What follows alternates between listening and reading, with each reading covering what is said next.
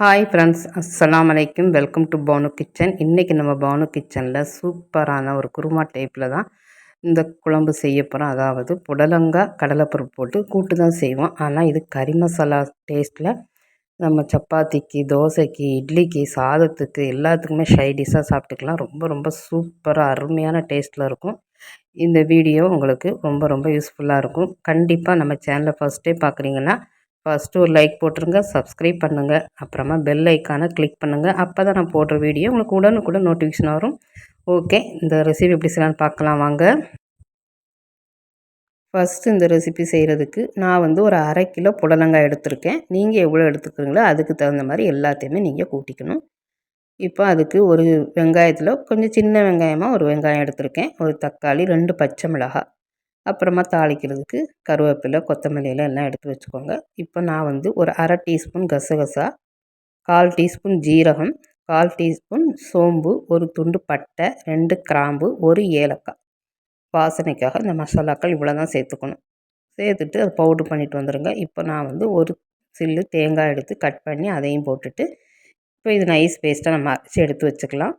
எடுத்து வச்சுட்டு இப்போ நம்ம எல்லாத்தையுமே நறுக்கி வச்சாச்சு. இப்போ பாருங்கள், நான் கடலைப்பருப்பு இந்த கப்புக்கு ஒரு கப் எடுத்து ஒரு அரை மணி நேரமாகவே தண்ணி ஊற்றி கழுவிட்டு தண்ணி ஊற்றி ஊற வச்சுருக்கேன்.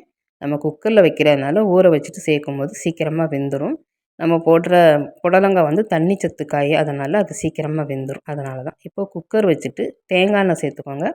ஒரு கரண்டி தேங்காய் எண்ணெய் சேர்த்துட்டு கடுகு, உளுத்தம் பருப்பு, கருவேப்பிலை போட்டு தாளித்ததுக்கப்புறமா ஒரு வெங்காயம் நறுக்கி வச்சோம் இல்லையா, அதையும் சேர்த்துட்டு வதக்கிக்கோங்க. ரொம்பலாம் வதக்க தேவையில்லை, கொஞ்சமாக ஒரு கண்ணாடி பதம் வர வரைக்கும் வதக்கிக்கோங்க. அது வதங்கினதுக்கப்புறமா நம்ம இதில் ஒரு 3/4 டீஸ்பூன் இஞ்சி பூண்டு சேர்த்துக்கணும். நல்ல வாசமாக இருக்கும். கறி குழம்பு டேஸ்ட்டில் அவ்வளோ டேஸ்ட்டாக இருக்கும். கண்டிப்பாக ட்ரை பண்ணி பார்த்துட்டு எப்படின்னு கமெண்ட்டில் சொல்லுங்கள். இப்போ நம்ம இஞ்சி பூண்டை சேர்த்துடலாம். 3/4 டீஸ்பூன் சேர்த்துட்டு அதையும் நல்லா பச்சை வாசம் போகிற வரைக்கும் நல்லா வதக்கிக்கோங்க. இஞ்சி பூண்டு எப்போவுமே நல்லா வதக்கிக்கோங்க, அப்போ தான் வாசம் நல்லாயிருக்கும். வதக்கிக்கோங்க. இது வதங்கினதுக்கப்புறமா நம்ம மற்ற பொருட்களை சேர்த்துக்கலாம். நம்மளுக்கு இன்ஸ்டாகிராம்லேயும் ஃபேஸ்புக்லேயும் பவுனு கிச்சனுங்கிற பேஜில் போய் செக் பண்ணி பாருங்கள், நம்மளோட ரெசிபிஸ் வரும்.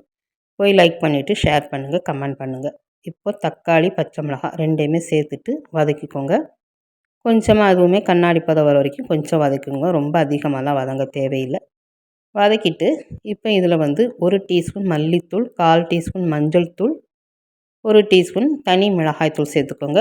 உங்களுக்கு விருப்பப்பட்ட காஷ்மீர் மிளகாய்த்தூள் இருந்தால் அது ஒரு 1/2 டீஸ்பூனோ 1 டீஸ்பூனோ சேர்த்துக்கோங்க, காரத்துக்கு தகுந்த மாதிரி. இதுக்கு அதிகமாக காரம் சேர்க்க தேவையில்லை. இது நம்ம குருமா டைப்பில் செய்கிறோம், அதனால்.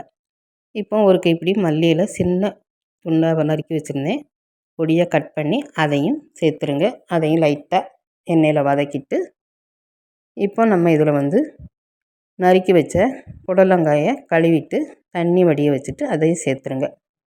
இதில் நான் சொல்கிறேன், இது தண்ணி சத்து காய்ங்கனால கண்டிப்பாக தண்ணி விடும். அதனால் அதிகமாக தண்ணி எதுவும் சேர்த்துறாதீங்க. நான் சொல்கிற மாதிரி அதே அளவில் செய்யுங்க, கண்டிப்பாக சூப்பராக வரும்.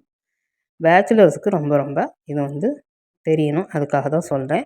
நார்மலாக சமைக்கிறவங்களுக்கு கண்டிப்பாக இந்த டிப்ஸ் எல்லாம் தெரிஞ்சிருக்கும்.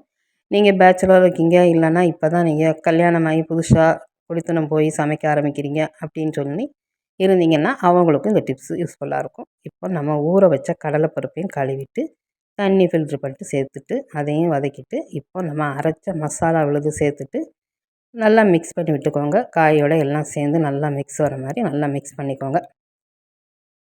மிக்ஸ் பண்ணிவிட்டு அதுக்கப்புறமா இதுக்கு தேவையான அளவு நீங்கள் தண்ணி சேர்த்துக்கோங்க. நான் அந்த கப்புக்கு 1.5 கப்பு சேர்த்துருக்கேன். நம்ம கடலைப்பருப்பு ஊற வச்சோம் இல்லையா, அந்த கப்புக்கு 1.5 கப் தண்ணி சேர்த்தேன். கரெக்டாக இருந்தது எனக்கு. வெந்து வரும்போது காயும் கரெக்டாக வெந்து வந்துருந்துச்சு, பருப்பும் கரெக்டான அளவில் வெந்துருந்துச்சு. கரையும் இல்லை, வேகாமல் இல்லை, சூப்பராக அருமையாக இருந்துச்சு. இப்போ இதுக்கு தேவையான அளவு உப்பு சேர்த்துக்கலாம். உப்பு சேர்த்துட்டு தண்ணி கொதித்ததுக்கப்புறமா, நம்ம கிரேவி கொதித்ததுக்கப்புறமா குக்கர் போட்டு மூடி வச்சிடலாம். உப்பு போட்டதுக்கப்புறமா ஒரு கொதி வந்ததும் மூடி போட்டு மூடிடுங்க. அவ்வளோதான். ரொம்ப ரொம்ப ஈஸியாக குயிக்காக செஞ்சிடலாம். குக்கரில் செஞ்சால் ரொம்ப குயிக்காக செஞ்சிடலாம். இதே நீங்கள் பாத்திரத்தில் செய்கிறதா இருந்தால் கடலைப்பருப்பை ஒரு விசில் போட்டு நீங்கள் குக்கரில் வேக வச்சு எடுத்துக்கோங்க. அது டபுள் ப்ராசஸாக இருக்கும். இது ரொம்ப ரொம்ப ஈஸியாக குயிக்காக 10 நிமிஷம் ரெடி பண்ணிடலாம். சப்பாத்தி போடுற நேரத்தில் இந்த டிஷ் ரெடி பண்ணிடலாம். மூடி போட்டு நம்ம 2 விசில் விட்டால் போதும். அது வரைக்கும் வெயிட் பண்ணுவோம். 2 விசில் வந்ததுக்கப்புறமா ப்ரெஷர்லாம் இறங்கினதுக்கப்புறம் நம்ம பார்க்கலாம். இப்போ 2 விசில் வந்துருச்சு. இப்போ ப்ரெஷர்லாம் இறங்கிட்டு ஆவியெல்லாம் குறைஞ்சி ஓப்பன் பண்ணியாச்சு. பாருங்கள் எவ்வளோ சூப்பராக நம்ம வச்ச தண்ணி அளவு எல்லாமே ரொம்ப பர்ஃபெக்டாக ரொம்ப அழகாக வந்திருக்கு பாருங்கள். குருமா சூப்பராக சாதத்துக்கு ஊற்றி சாப்பிட்டுக்கலாம். நம்ம இந்த கிரேவியை சூப்பராக ரெடி ஆகிடுச்சு. கண்டிப்பாக இதை உங்கள் வீட்டில் ட்ரை பண்ணி பார்த்துட்டு இன்றைக்கே ட்ரை பண்ணி பாருங்கள். ரொம்ப ரொம்ப சூப்பராக இருக்கும். நைட் டின்னருக்கு சப்பாத்தியோடு சேர்த்து சாப்பிட்றதுக்கு கலக்கலாக இருக்கும்.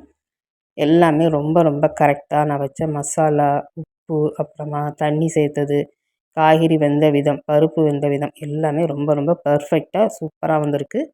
ஓகே ஃப்ரெண்ட்ஸ், இந்த ரெசிப்பியை நீங்கள் ட்ரை பண்ணி பார்த்துட்டு எப்படி இருக்குது எனக்கு கமெண்ட்டில் சொல்லுங்கள். கண்டிப்பாக உங்களுடைய கமெண்ட் எனக்கு ரொம்ப ரொம்ப முக்கியமாக தேவைப்படுது. யாருமே கமெண்ட் பண்ண மாட்டேங்கிறீங்க. கண்டிப்பாக ட்ரை பண்ணிவிட்டு கமெண்ட் பண்ணி அக்கா நல்லாயிருக்குன்னு சொல்லுங்கள். இந்த வீடியோ பிடிச்சா லைக் பண்ணுங்கள், ஷேர் பண்ணி கமெண்ட் பண்ணுங்கள். தேங்க்ஸ் ஃபார் வாட்சிங்.